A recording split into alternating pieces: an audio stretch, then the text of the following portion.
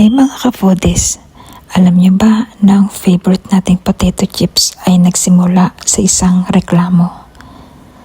Noong 1853 sa New York, may isang chef na si George Crumb. Isang araw, meron siyang isang customer na nagreklamo. At ang sabi, ang lambot naman ng patatas mo.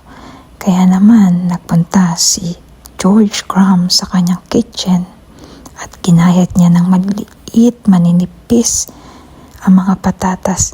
Kanya itong ipinirito at nilagyan ng asin at ibinigay niya ito sa customer.